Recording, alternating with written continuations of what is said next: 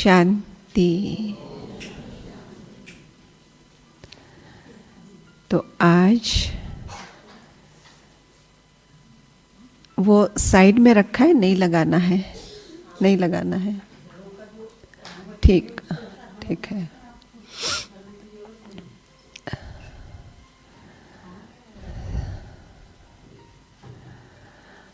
ओम शांति। तो आज का विषय क्या है अभी का? हाँ, इंद्र अहिल्या प्रसंग। आज की मुरली में बाबा ने कहा, मैं उद्धार करता हूँ। किसका उद्धार करता हूँ? अहिल्याओं का, गणिकाओं का, साधुओं का। तो कौन है ये अहिल्या जिनका बाबा उद्धार करता है? आज हम देखेंगे कि शास्त्रों के अंदर, क्योंकि बाबा ये सब उदाहरण कहाँ से देते हैं? शास्त्रों में ये आते हैं। और बाबा हमेशा कहते हैं शास्त्रों में आटे में लूण के बराबर, नमक के बराबर कुछ तो सत्य है। तो क्या है इसमें वो हम देखेंगे कि कहानी ऐसे आती है। अहिल्या की कहानी किसी ने सुनी है? सुनी है किसी ने? नहीं। हाँ, पत्थर बन गई, सिर्फ इतना पता है। हाँ, तो उसमें बताते हैं ना कि चारों भाई राम, लक्ष्मण, भरत, शत्रुघ्न गुरुकुल में पढ़ के जब घर लौटे हैं तो विश्वामित्र जी वहाँ पहुँच गए दशरथ जी के पास। क्योंकि विश्वामित्र जी वन में रहते थे, यज्ञ करते थे, लेकिन यज्ञ संपन्न नहीं होता था। और कारण क्या था?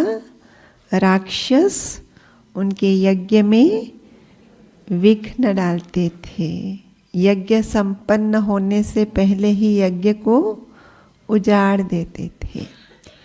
तो यज्ञ की रक्षा हेतु वो पहुँचे दशरथ के पास कि मुझे आपके ये 2 बालक दीजिए। खूब वार्तालाप चली, देना है नहीं देना है, लेकिन फाइनली तय हो गया कि ये बालक आप लेकर जाइए।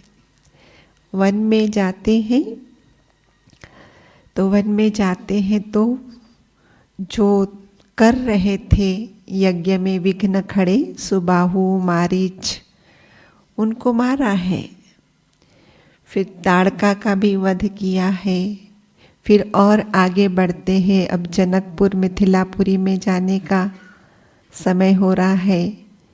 लेकिन वहाँ जाने से पहले ही ये आश्रम दिखता है, गौतम ऋषि का आश्रम। लेकिन उसकी कुछ अलग ही प्रकार की विशेषता है कि जिसको देखकर राम कहते हैं ये कैसा आश्रम है। क्योंकि उस आश्रम में कोई हलचल नहीं, अर्थात कोई रहने वाले नहीं है, खाली पड़ा है। सिर्फ मनुष्यों से खाली नहीं पड़ा है, पशु पंछी तक नहीं है वहाँ पे। और वहाँ पर जो पेड़ लगे हुए हैं वो भी सूखे पड़े हैं। तो जैसे जैसे आगे बढ़ते हैं तो उनको पत्थर की शिला भी दिखाई पड़ती है। तो प्रश्न करते हैं राम जी, ये कैसा आश्रम है, ये क्या शिला है? और कहानी सुनाते हैं विश्वामित्र जी कि एक समय में ये आश्रम हरा भरा हुआ करता था, चहल पहल थी, जिंदगी की रंग रंगत थी यहाँ पे। उस समय यहाँ पे गौतम ऋषि अपनी पत्नी अहिल्या के साथ अपना दाम्पत्य जीवन जी रहे थे। काफ़ी वर्षों तक अपना दाम्पत्य जीवन जिया और फिर अचानक उनके जीवन में एक घटना घटी।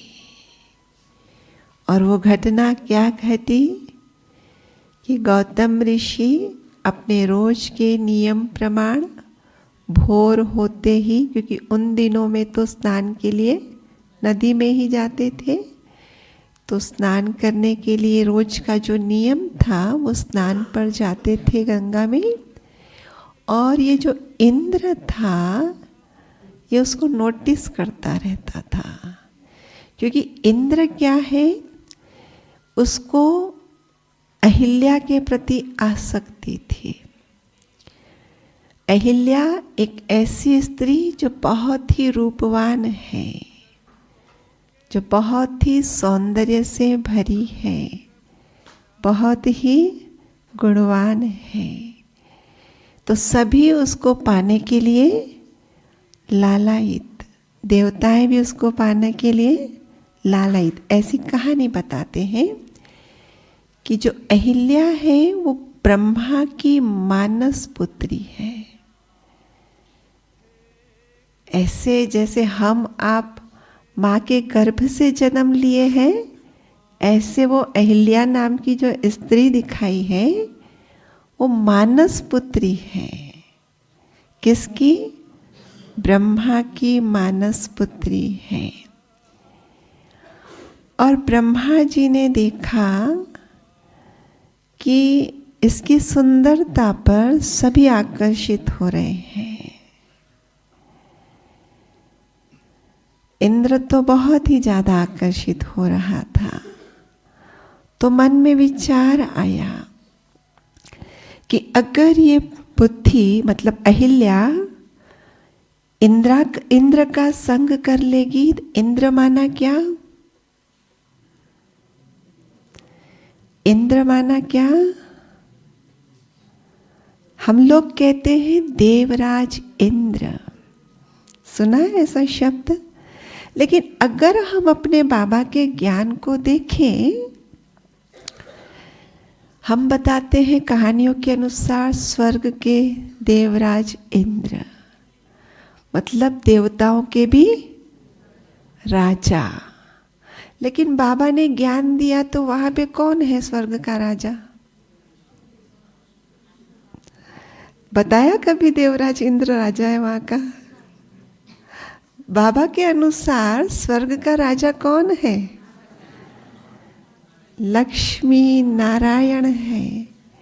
लेकिन कहानियों में हम सुन रहे हैं देवराज इंद्र, तो ये फिर कौन सा स्वर्ग का ये राजा होगा? सोचने की बात है ना कि इतना सारा रोज हम बाबा की मुरलियां सुन रहे हैं, हमको कहीं ये सुनने को नहीं मिला बाबा के मुखारविंद से कि स्वर्ग का राजा देवराज इंद्र है। लेकिन कहानियों में हम सुनते हैं कि इंद्र देवराज है, स्वर्ग है, स्वर्ग का राजा है। इंद्रपुरी कहते हैं ना, मैंने सुना शायद चंद्रपुर को भी इंद्रपुरी कहते हैं, इंद्र नगरी कहते हैं कहते हैं। मैंने नेट में देखा तो चंद्रपुर के भी लिए नाम आया, बाकी अमरावती के लिए तो है ही है, परंतु पता नहीं वो या तो विकिपीडिया जिसने लिखी होगी वो रॉन्ग होगा। तो हम देख रहे थे कि बाबा ने तो कभी नहीं कहा कि स्वर्ग का राजा इंद्र है। हमेशा हम सुन रहे हैं लक्ष्मी नारायण वहाँ के राजा, और हमको भी लक्ष्य मिला हुआ है कि हम भी बने तो क्या बने? लक्ष्मी नारायण बने। कभी बाबा पूछ लेता है राम सीता कौन बनेगा, हाथ खड़ा करो, तो कोई हाथ नहीं खड़े करते हैं। हाँ, तो सबको पक्का है कि लक्ष्मी नारायण ही स्वर्ग के राजा तो क्या महाराजा है। फिर ये देवराज इंद्र कौन है? तो सोचना नहीं पड़ेगा हमें कौन है। देखो, देव शब्द का अर्थ होता है एक तो दिव्यता, और एक दूसरा अर्थ होता है देना, है ना। हम कहते हैं ना कि देवता थे हम, माना देने वाले थे, और बैटरी डिस्चार्ज हो गई तो लेवता बन गए, देवता की जगह लेवता। तो एक अर्थ देवता का है देना। तो जब देवराज इंद्र कह रहे मतलब क्या होगा फिर? ये शरीर है। जीवन दो बातों से बना ना, आत्मा और शरीर। ज्ञान मिलने के बाद यही पता चला ना हमें कि शरीर, ये जीवन माना दो सत्ताओं का योग, एक भौतिक एनर्जी और एक आध्यात्मिक एनर्जी। भौतिक एनर्जी माना शरीर और आध्यात्मिक एनर्जी माना आत्मा। तो इस भौतिक शरीर में क्या है? इंद्रियां हैं। इंद्रियों के अपने अपने विषय हैं। आंख का विषय क्या है? दृश्य। कान का विषय क्या है? आवाज, साउंड, ध्वनि। जीवा का विषय स्वाद। नाक का विषय गंध। त्वचा का विषय, ये इंद्रियां, उनका जो विषय है अपने विषय से संबंधित डेटा किसको देती है? मन को देती है। मन क्या है? इंद्रियों का राजा है। अगर इंद्रियों के साथ मन का जुड़ाव नहीं हो तो मैं भले आपको यहां दिख रहा है कि मैं आपको देख रही हूं, पर मन मेरा कहीं और है, तो मैं सचमुच आपको देख नहीं, ये आपका भ्रम है कि मैं आपको देख रही हूं। क्योंकि सिर्फ आंखों से नहीं देख सकते, आंख के साथ उसके साथ उसका स्वामी, जो इंद्रियों का जो स्वामी है मन, वो भी जुड़ा हुआ होना चाहिए। क्योंकि इंद्रियां, ये जो अपने अपने विषय से संबंधित डेटा है, उसको किसको प्रोवाइड करना है? मन को प्रोवाइड करना है। तो इंद्रियां दे रही है किसको? मन को डेटा दे रही है। दृश्य से संबंधित, ध्वनि से संबंधित, स्वाद से संबंधित, गंध से संबंधित, स्पर्श से संबंधित, ये सब डेटा मन के पास पहुंचता है। फिर मन क्या करता है? हम पहले दिन का लेसन जब कराते हैं या हमने जब किया स्वयं ने, तो हमें क्या बताया गया? आत्मा के पास 3 फैकल्टीज हैं। कहा कौन कौन सी 3 फैकल्टीज? तो कहा मन है, बुद्धि है और संस्कार है। तो फिर मन का काम हमें क्या बताया गया था? सोचना। और थोड़ा खुलासा करो। देखो, मन का काम सोचना, बुद्धि का काम, और फिर बुद्धि ने जो निर्णय दिया उसको इंद्रियां करेगी ना। उसके बाद संस्कार पड़ेगा।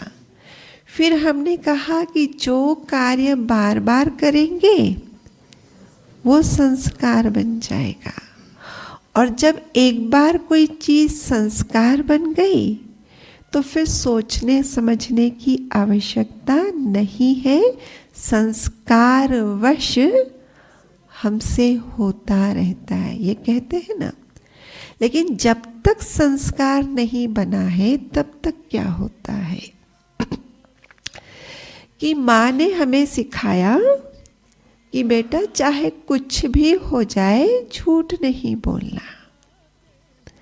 मेरे सामने एक ऐसी स्थिति खड़ी हुई, सिचुएशन आई जहां मुझे कहा गया आपको यहाँ झूठ बोलना पड़ेगा। तो अंदर में मन ने बोला झूठ बोलो कि नहीं बोलो। बोलूं कि नहीं बोलूं? तो ये क्या हुआ, इसको क्या बोलेंगे? मन क्या कर रहा है? क्योंकि हमने पहले पूछा ना मन क्या करता है, तो आपने बोला सोचना। ये अभी मन क्या कर रहा है? क्या कर रहा है ये? झूठ बोलूं कि नहीं बोलूं? चाय पीऊं कि नहीं पीऊं? घूस लेऊं या नहीं लेऊं? गुस्सा करूं नहीं करूं? जब मन ऐसा बोलता है तो ये मन क्या कर रहा होता है? ये मन ऑप्शन क्रिएट कर रहा है। ऑप्शन है ना, या तो ये या तो ये या तो दोनों। इसको ही तो ऑप्शन बोले जाते हैं ना। आपको ऑप्शन दिए जा रहे हैं, आपको चॉइस दी जा रही है। नहीं, वो जो कुछ जो एग्जाम्स होते हैं ना, उसमें जो उत्तर्स होते हैं ना, ऑप्शन वाले होते हैं। मतलब 4-5 ऑप्शन दिए गए, क्वेश्चन पूछा गया और उस 4-5 में से राइट वाले को आपको टिक करना है। तो मन क्या करता है? ऑप्शंस प्रोवाइड करता है। तो ये जब मन बोल रहा था कि झूठ बोलूं नहीं बोलूं, ये किसको दे रहा था? ये ऑप्शन बुद्धि को दे रहा था। ये सिचुएशन है, ये ऑप्शन हो सकते कि बोला भी जाए, परंतु मन के पास फैसला लेने की अथॉरिटी नहीं है। उसके पास सिर्फ और सिर्फ अथॉरिटी है, डेटा तेरे पास आएगा, तू चाहे कितने ही ऑप्शन क्रिएट कर सकता है, कर दे। इसीलिए तो बोलते हैं ना, मन के पास क्रिएटिविटी है। यही तो बोलते हैं, मन के पास रचनात्मकता है, परंतु फैसला करने का अधिकार मन को नहीं मिला हुआ है। तो चूंकि उसको फैसला करने का अधिकार नहीं मिला है, तो ये किसके पास उसको ऑप्शन रखने पड़ेंगे? जिसके पास वो फैसला करने की अथॉरिटी है। तो ये जो हम कर रहे होते, सिचुएशन आई, किसी ने बोला झूठ बोलो, माँ ने तो बचपन से शिक्षा दी थी कुछ भी हो जाए झूठ नहीं बोलना है, लेकिन अभी ये सामने वाला मुझे कह रहा है आपको अभी झूठ बोलना ही पड़ेगा, इसी से बात बनेगी, नहीं तो बात बिगड़ जाएगी, नहीं तो पूरा बात जो बिगड़ जाएगी उसका पूरा जिम्मा आपके सिर पे आएगा। तो अंदर में मन ऑप्शन क्रिएट कर रहा है, बोलो कि नहीं बोलो, बोलो कि नहीं बोलो, और ऑप्शन बुद्धि को दे रहा है। और फिर बुद्धि डिसाइड करती है, और बुद्धि ने अगर बोला बोल दे, तो फिर मन बोल देगा झूठ। और फिर दोबारा सिचुएशन आई कुछ दिन के बाद, फिर मन ने फिर ऑप्शन क्रिएट किया, लेकिन पहली बार जितनी ऑप्शन क्रिएट किया था या जितनी देर तक उस पर सोच रहा था, नेक्स्ट टाइम थोड़ा कम। उस पहला लेसन में रिवाइज करा रही हूँ। हमने आपको कहा ना, भट्टी में नया कुछ नहीं मिलेगा, रिवीजन होगा। हाँ, क्योंकि जो पढ़ाया उसी में से एग्जाम होने वाली है। हाँ, नया सिलेबस नहीं आने वाला है। एग्जाम में जो पुराना सिलेबस है उसी को अलग अलग तरीके से क्वेश्चन हो सकता है ना। इसीलिए मुझे जो सिलेबस है उसको अच्छी से समझना होगा ना। तो दूसरी बार उतना नहीं, तीसरी बार अगर सिचुएशन आई, क्योंकि बुद्धि क्या कर रही है, बुद्धि नेक्स्ट टाइम पूछते हैं तो बुद्धि उत्तर देती पिछली बार झूठ बोला था तो ऐसा कुछ हुआ तो नहीं था ना, इस बार भी बोल दे। तो ऐसा करते करते करते फिर जब सिचुएशन 4, 5, 10, 12, 20, 21 बार हो गई, अब फिर सिचुएशन आई, अब मन ऑप्शन क्रिएट करता ही नहीं है, तो बुद्धि को फैसला देने की ज़रूरत ही नहीं है। लेकिन इतनी बार जो किया था, क्योंकि संस्कार भी पढ़ाया ना हमको कि जो कर्म बार बार किया वो संस्कार बना, और एक बार कोई चीज संस्कार में चली गई फिर आपको सोचने की जरूरत नहीं, समझने की जरूरत नहीं, बात आई और हम कर बैठेंगे, है ना। तो हम बात कर रहे थे देवराज इंद्र की। इंद्रियों का राजा कौन है? मन, अर्थात मन ही क्या है? देवराज इंद्र है। अब ये कंटिन्यूअस डेटा लेके आता है विषयों से, मन के पास डेटा कंटिन्यूअस आता है और ये डेटा कंटिन्यूअस बुद्धि के सामने रखता है। कंटिन्यूअस हो रहा है ना हमारे साथ, तो बुद्धि के सामने डेटा रख देता है। और बुद्धि, जैसे कहा कि अगर हर बार किसी चीज के लिए वही वाला ऑप्शन चूज करती है तो संस्कार बढ़ जाते हैं। तो कहने का तात्पर्य देवराज इंद्र बुद्धि स्वामिनी है मन की, लेकिन बार बार डेटा ला ला के, बार बार लुभा लुभा के देवराज इंद्र बुद्धि को क्या कर लेता है? अपने फेवर में ले लेता है।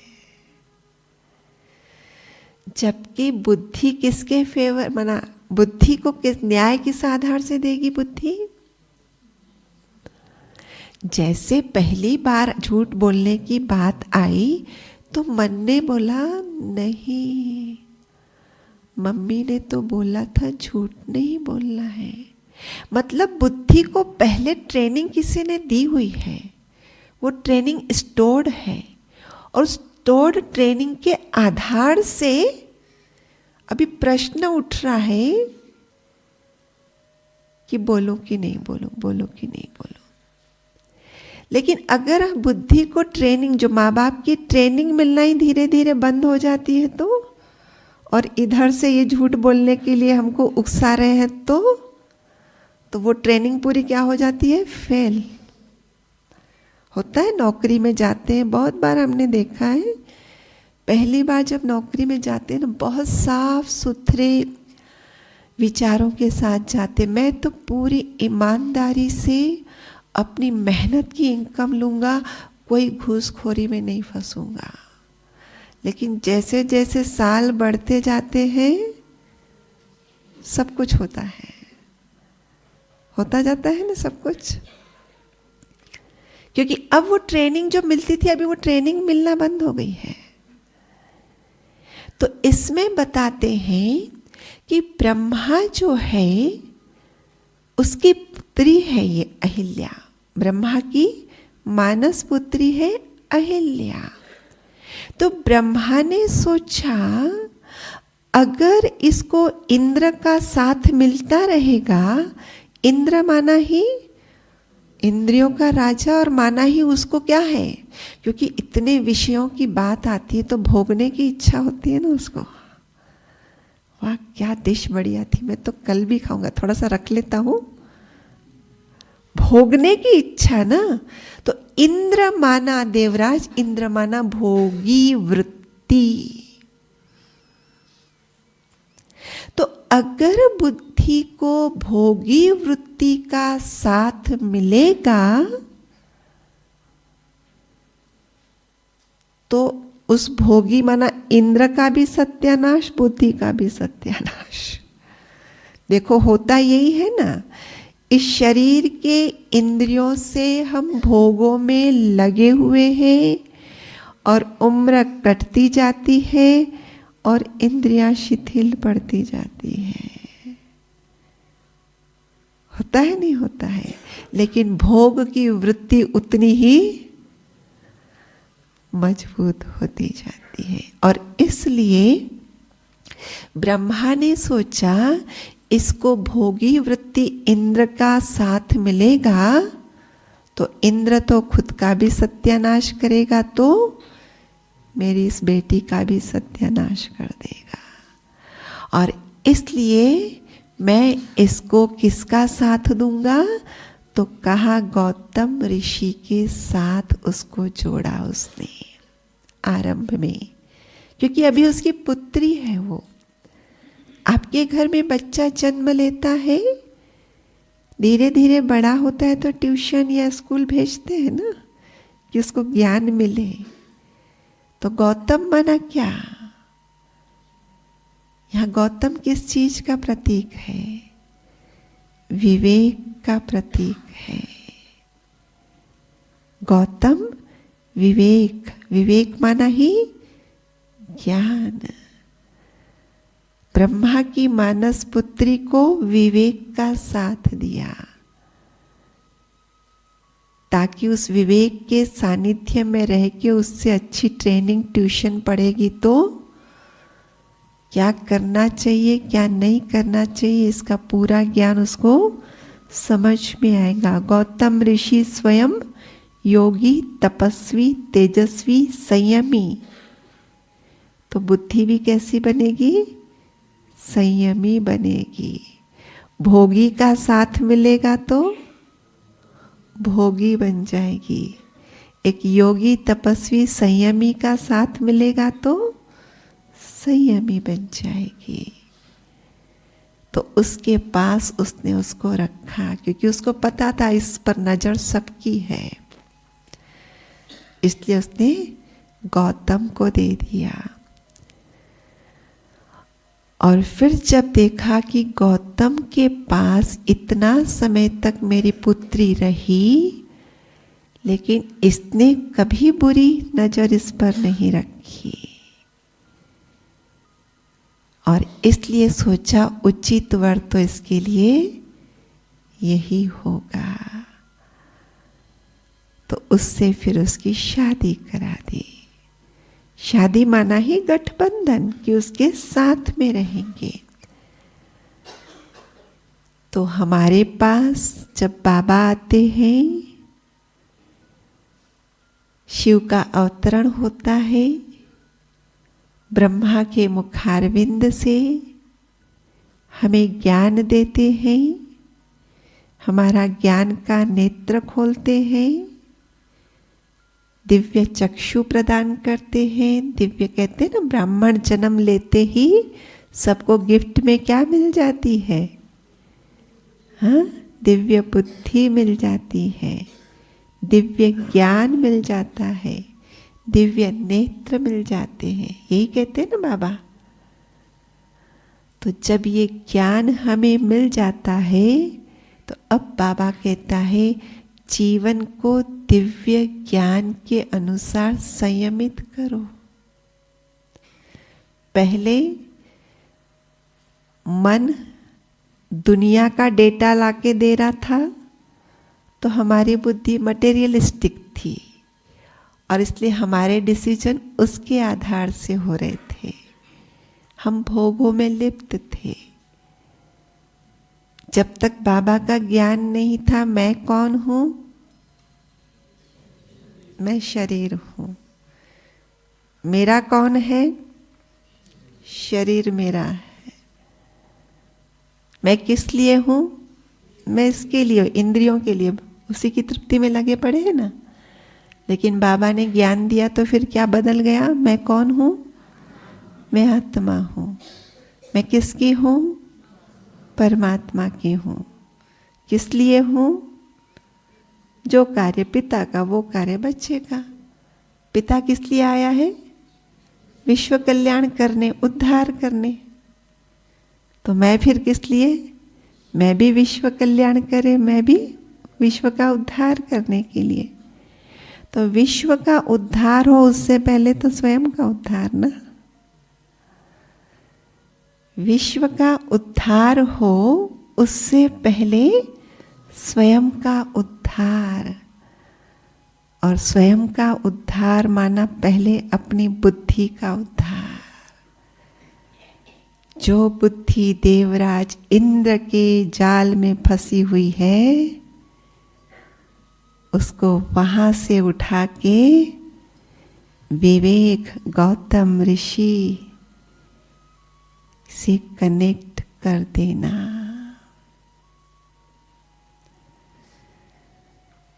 क्लियर हुआ? इंद्र कौन है, अहिल्या कौन है, गौतम कौन है? क्लियर हुआ?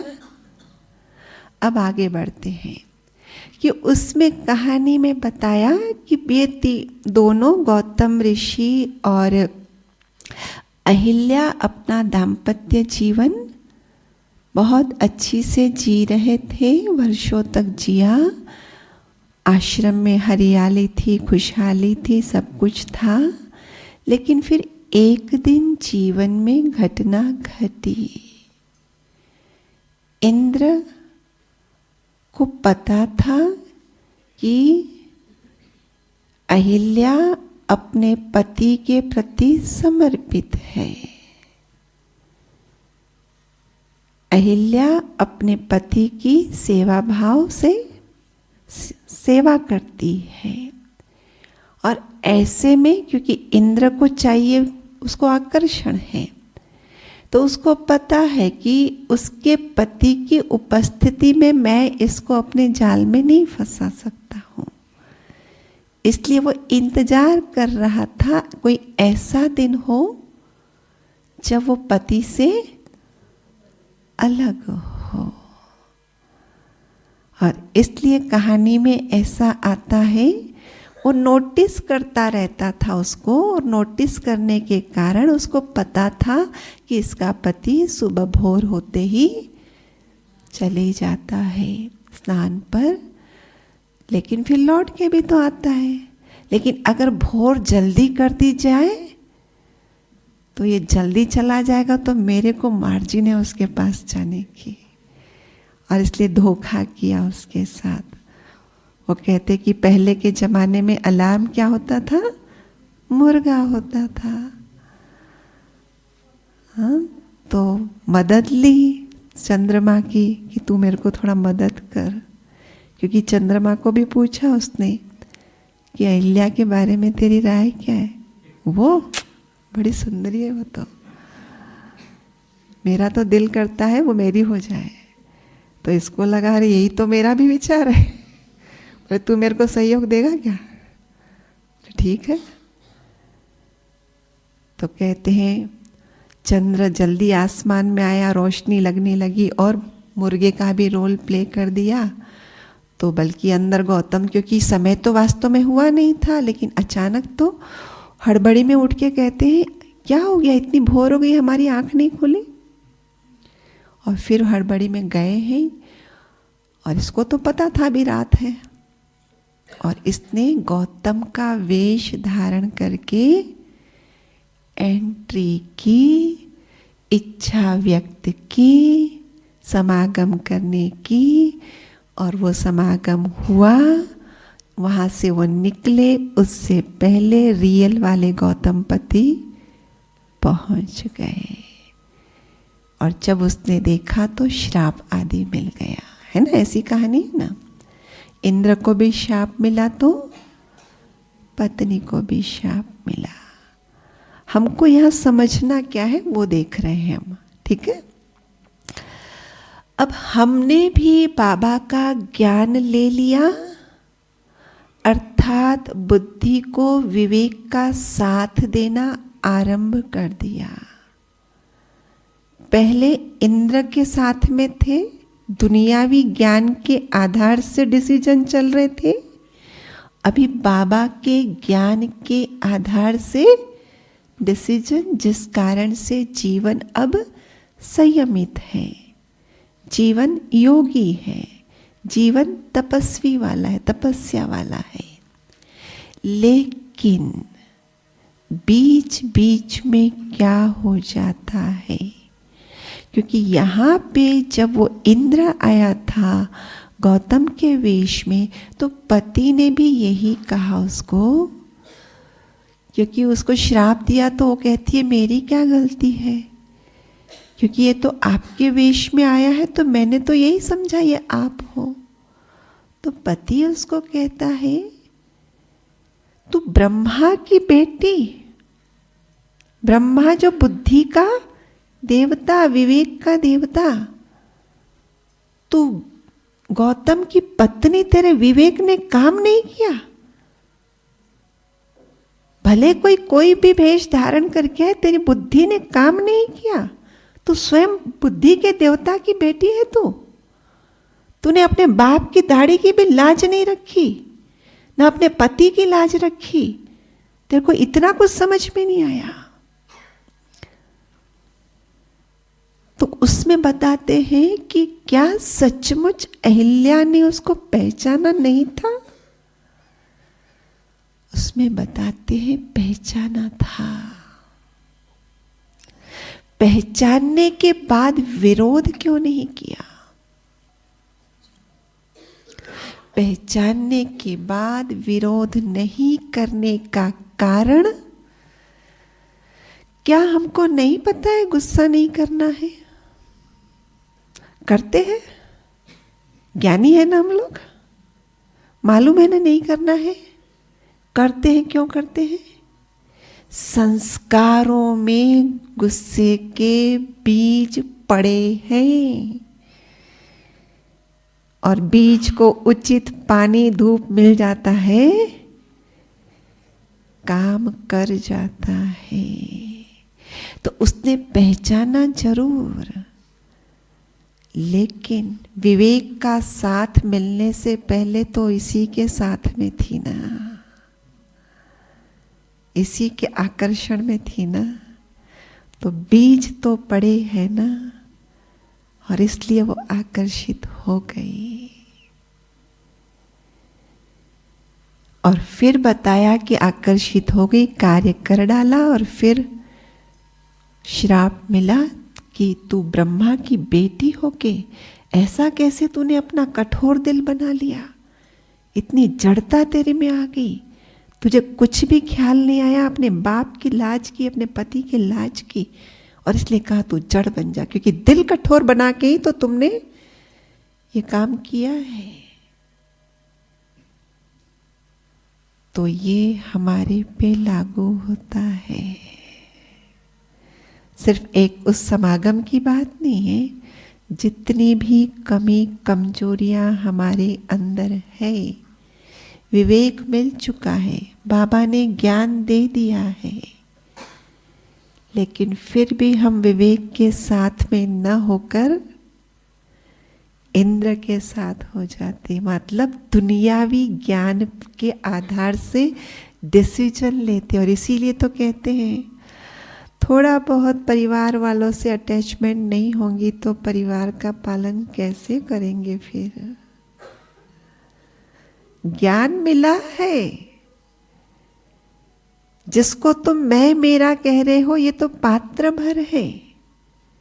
आज ये तुम्हारी माँ है, कल जाके किसी और की माँ बनेंगी। आज ये तुम्हारे बच्चे, कल किसी और के होंगे। ये तो तुम एक ड्रामा के अंदर अपना अपना पार्ट प्ले कर रहे हो। ये तो एक कहानी है। लेकिन फिर भी हम भी कैसे इंद्र के आकर्षण में आ जाते हैं, पता चलता है ना। थोड़ा बहुत तो करना पड़ेगा ना, समाज के साथ चलना पड़ेगा ना।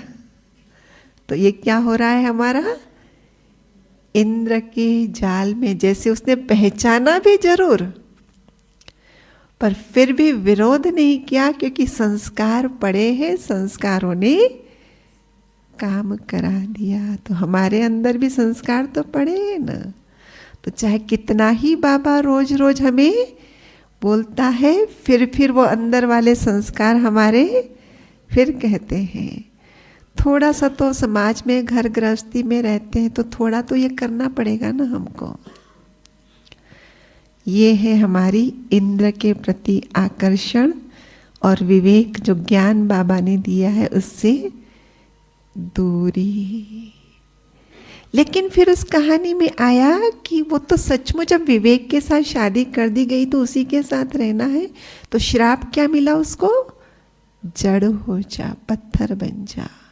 अब जड़ माना कोई सचमुच में जड़ नहीं बन जाते हैं, अर्थात अभी मटेरियलिस्टिक बुद्धि के साथ ही तेरा जीवन चलेगा। तो मटेरियलिस्टिक बुद्धि, भौतिकता वाली बुद्धि तो सुख नहीं प्रदान करेगी ना। आप जितना भोगों में घुसो इच्छा है सुख प्राप्ति की भोगों में, पर मिलता क्या है? दुख ही मिलता है। तो विवेक माना भगवान ने सच्चा ज्ञान दिया कि जिस ज्ञान के आधार से स्वयं को आत्मा समझो, और तुम्हारे पास मन बुद्धि है, बुद्धि मन की स्वामिनी है, तो तुम उसको अपने कंट्रोल में रखो, ना कि तुम उसके कंट्रोल में आ जाओ।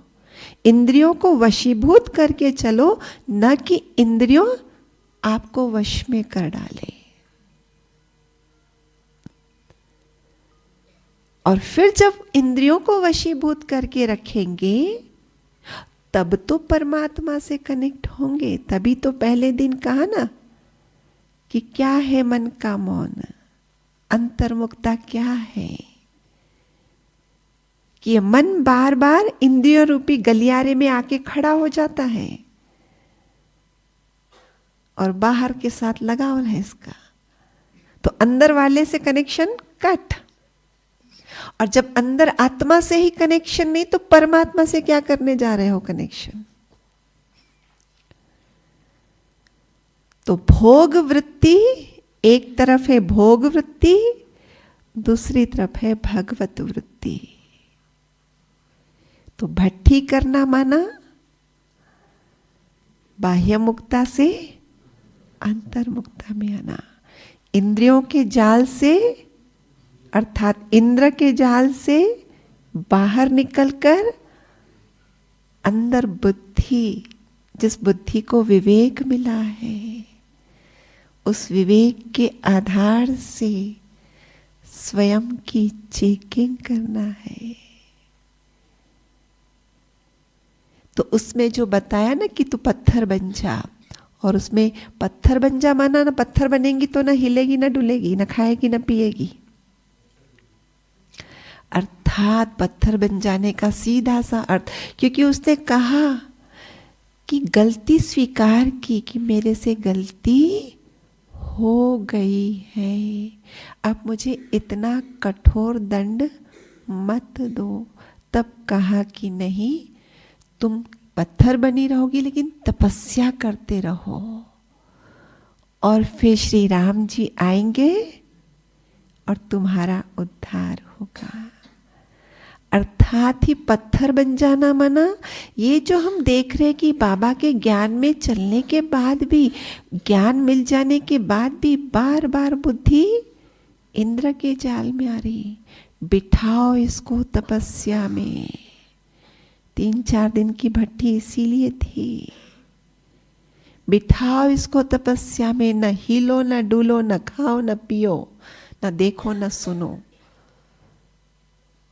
और उसका मतलब बाह्य जगत से अपने आप को न्यारे करके अंतर जगत में स्व पर केंद्रित हो जाओ, स्वयं की चेकिंग करो।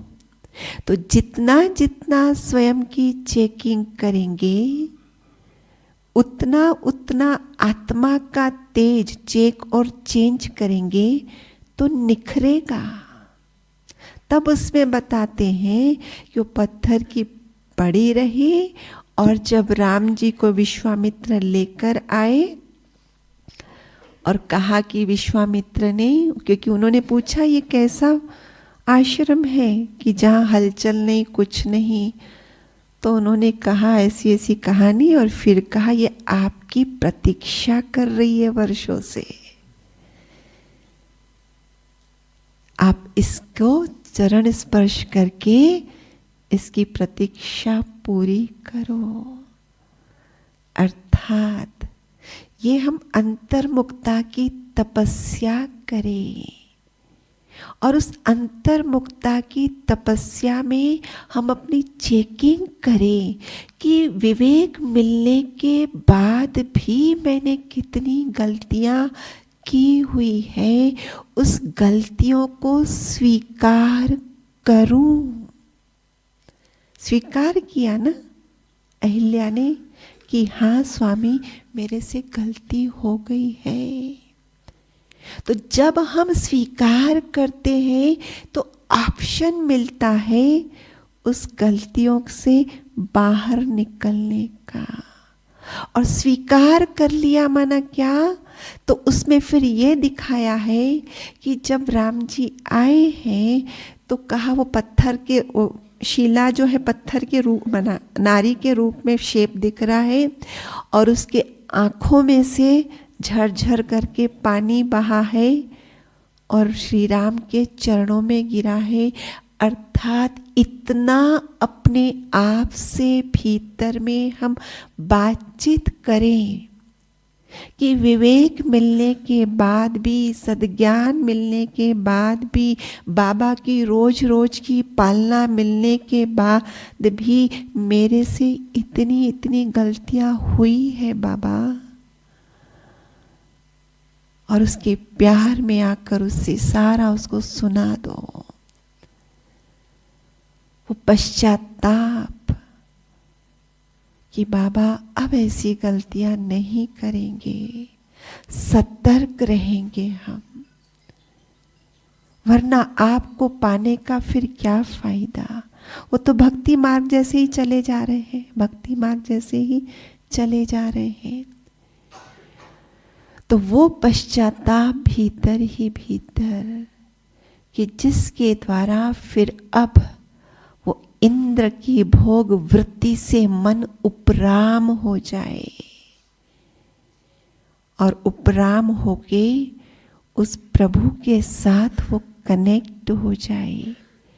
जितनी कनेक्ट होगी उतनी उसकी डिविनिटी बढ़ेगी, उतना उसका प्रकाश बढ़ेगा। तब बताया कि वो नेत्र से झरझर भी मतलब पानी बहा है, और जैसे स्पर्श किया है तो एक दिव्य नारी वहां से निकली है। अर्थात वो तपस्या के दौरान उसने अपने आप को क्या किया है, उन सभी गलतियों से पश्चाताप के माध्यम से रिक्त किया उसने अपने आप को। और जब सारी बुराइयों से रिक्त कर डाला तो आत्मा तो है ही ज्योति स्वरूप ना, तो वो तो निखरेगा या नहीं निखरेगा, वो तो निखरेगा। हमको आत्मा को ज्योति स्वरूप बनाने की आवश्यकता नहीं है। आत्मा अपने आप में ज्योति है, प्रखर है, पावन है, लेकिन मैल जो चढ़ी है उस कारण से उसकी ज्योति का प्रकाश फैल नहीं रहा है। तो ये तपस्या के दौरान हमें क्या करना है, अपनी सारी ज्ञान में आने के बाद भी, समझ मिलने के बाद भी जो हम गलतियां किए जा रहे, चलता है चलता है चलता है। बाबा कहते हैं अभी तुम बोलते हो चलता है चलता है, फिर सतयुग में जो पद मिलेगा वहां भी चलता है बोलना पड़ेगा। वहां तो नहीं चलता है हमको, हाँ तो हम कंपैरिजन कर लेते, फलाने को इतना बड़ा पद, मेरे को देखो क्या दिया है। तो अभी चलाओ ना, अभी नहीं चलाएंगे, लेकिन पुरुषार्थ के समय चलता है। सब लोग तो करते हैं। सब लोगों को हम क्यों देख रहे हैं? मुझे स्वयंवर बोलते हैं ना, स्वयं का वर खुद को करना है। वर माना चुनाव करना है, फैसला करना है। मुझे अपना चुनाव खुद करना है। मुझे परफेक्ट बनना है या हर एक की तरह मुझे भी डिफेक्टेड रहना है। खुद का चुनाव खुद, इसको कहते हैं स्वयंवर। मुझे डिफेक्टेड रहना है या परफेक्ट बनना है। और तब फिर कहा कि फिर उनकी वार्तालाप भी दिखाई है कि अंदर से हम डिफेक्ट लेस हो गए हैं, कमियों को निकाल लिया है। उसका प्रूफ क्या, जो हमने उस दिन पहले दिन आपको कहा कि अंतर्मुक्ता, मन का मौन माना यू टर्न ले लो।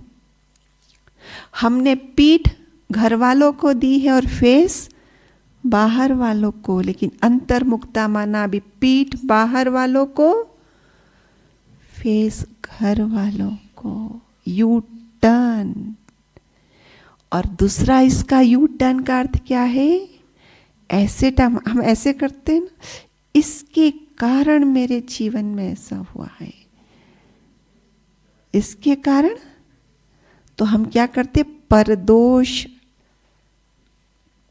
दूसरे में दोष दर्शन करते हैं। लेकिन जब यू टर्न लिया तो ये ऐसा वाला हाथ ऐसा हो गया, इधर देख दोष। मेरे जीवन में कोई भी घटना घटी, उसका दोष इधर उधर नहीं, इधर चेक करूं। वही तो उसने चेक स्वीकार किया ना, मेरी गलती हुई है। लेकिन वो कहाँ से पता चले कि मैंने स्वीकार किया है मेरी गलती है?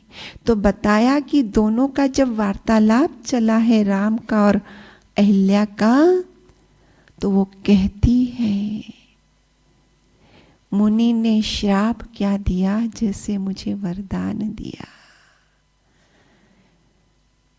अगर वो श्राप न देते, आज आप मेरे सामने नहीं होते। तो मैं कैसे कहूं कि वो श्राप था? वो तो मेरे लिए वरदान था।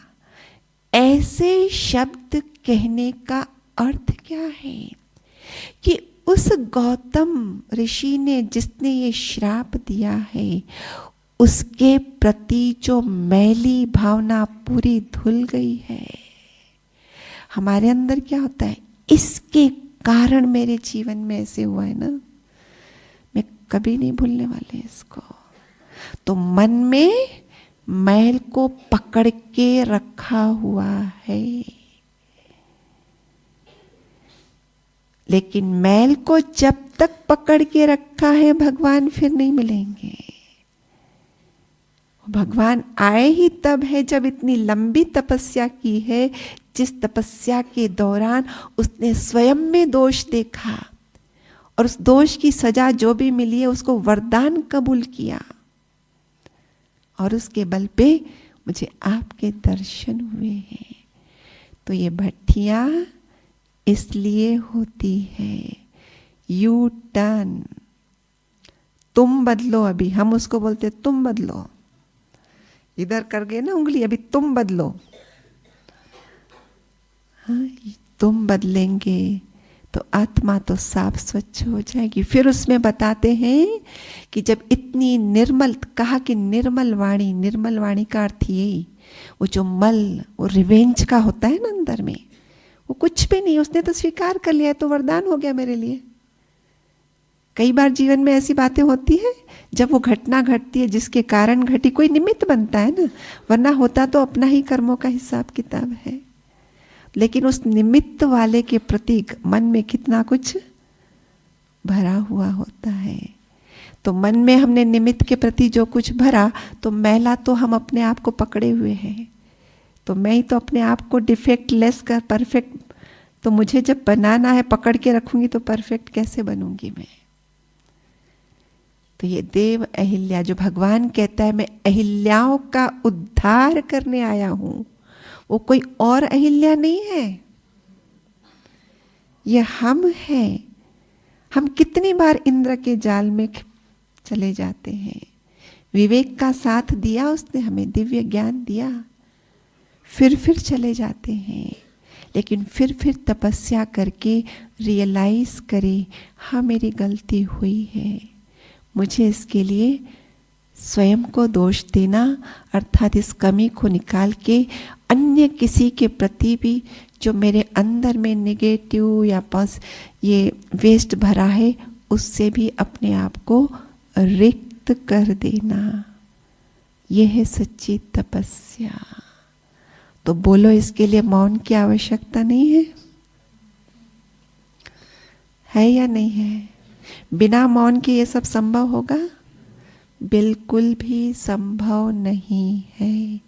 और उसमें फिर बताया कि वो जो गौतम जो उसको छोड़ के चला गया था शाप देके, लेकिन जैसे इन दोनों का वार्तालाप चला है, इसके अंदर से सब, गौतम भी आके पहुंच गया, तुम तो मेरी हो, मैंने अभी दूसरे से थोड़ी शादी की है।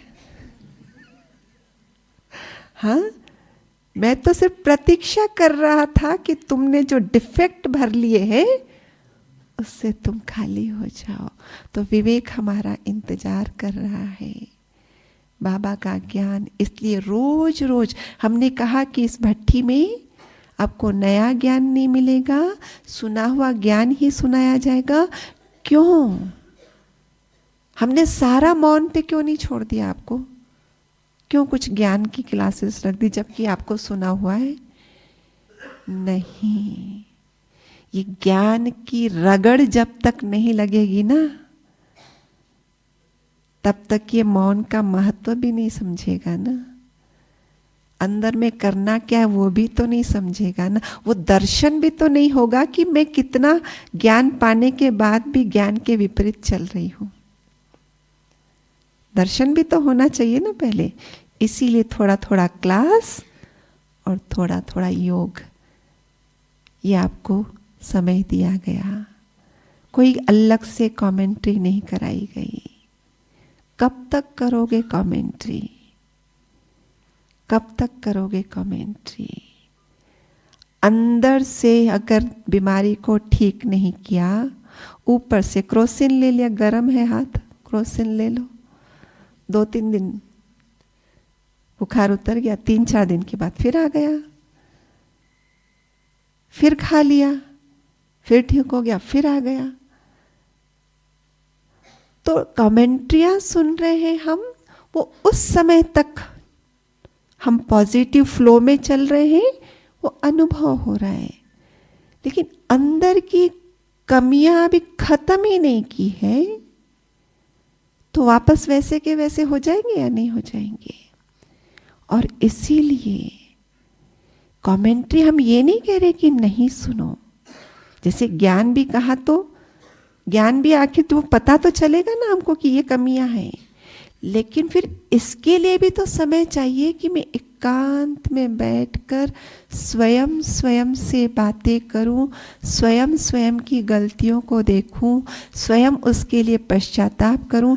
नहीं तो जो पहले दिन था ना, खामियों को दान कर दो, मियाँ मिट्ठू नहीं बनो।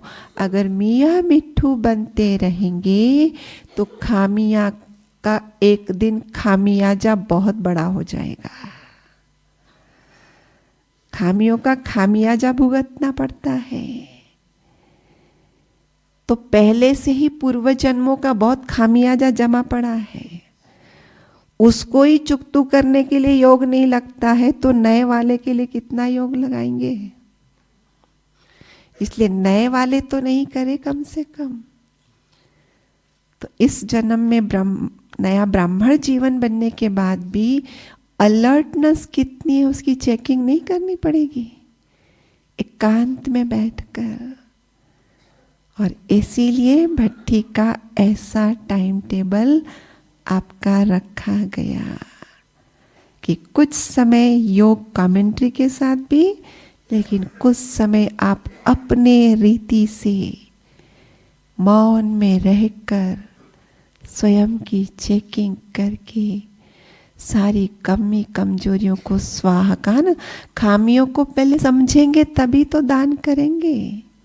अभी समझा ही नहीं, इसलिए कई बार लोग कहते बहन जी पत्र में क्या लिखूं बाबा को।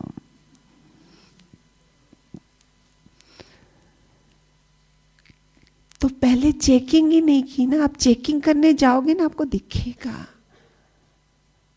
जब दिखेगा तो दान करोगे ना, दिखेगा ही नहीं तो दान क्या करेंगे।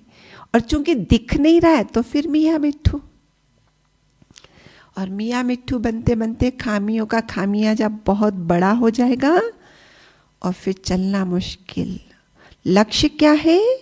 संपन्न बनना है, ऊंचाई को छूना है। पहाड़ पर जब चढ़ते हैं ना, और सिर पे अगर पत्थर लेके चलो, तो जैसे जैसे चलते जाओ ऐसे ऐसे बहुत भारी लगेगा, लेकिन चलते जाओ और पत्थर को नीचे फेंकते जाओ, हल्का लगेगा। तो ऊंचाई पर चढ़ना है, संपन्न बनना है, संपूर्ण बनना है, बाप समान बनना है, फरिश्ता बनना है। ऊंचाई को छूने जा रहे हैं, ये कमी कमजोरी के पत्थर को फेंकना पड़ेगा ना, उसको लेकर चढ़ेंगे तो बनेंगे क्या? तभी का मियाँ मिट्ठू नहीं बनो, चेकिंग गहराई से। सिर्फ अमृत वेले उठ गए, मुरली सुन लिया, ट्रैफिक कंट्रोल कर लिया, नुमा शाम योग कर लिया, बाबा को गुड नाइट बोल दिया, बहुत अच्छी बात है, नियम मर्यादाएं हैं, लेकिन बारीकी से चेकिंग कि इंद्र के जाल में मैं कितनी बार आके वो सब कर लेती हूँ जो नहीं करना चाहिए, जबकि विवेक मेरे को मिला हुआ है, लेकिन विवेक की आंख बंद कर लेती हूँ, वो इंद्र की वासना कामना वाली भोगना वाली आंख खुली रह जाती है। तो तपस्या माना ही विवेक का नेत्र सतत खुला रहे और देवराज इंद्र जो भोगना वृत्ति है, वासना वृत्ति है, उसका नेत्र बंद करके रखें। तब गौतम अहिल्या को फिर से मिल जाता है और फिर दोनों फिर से अपना सुखद दाम्पत्य जीवन जीते हैं। तो ये भट्टी करके क्या करेंगे? विवेक के साथ पक्का गठबंधन और वासना वाली आंख उसको तिलांजलि, तब हमारी भट्टी सफल होगी। तो आज भी मार्जिन है, कल भी आप यहाँ हैं, बारीकी से चेकिंग करके बाबा को लिख के सब दे देना। और वो प्रॉमिस तो बाबा बल भरेगा, और जितना बल भरेगा उतना पुरुषार्थ आगे बढ़ेगा और बाप समान बहुत जल्दी हम संपन्न और संपूर्ण बन जाएंगे, लक्ष्मी नारायण के राज्य में चलेंगे। ओम शांति।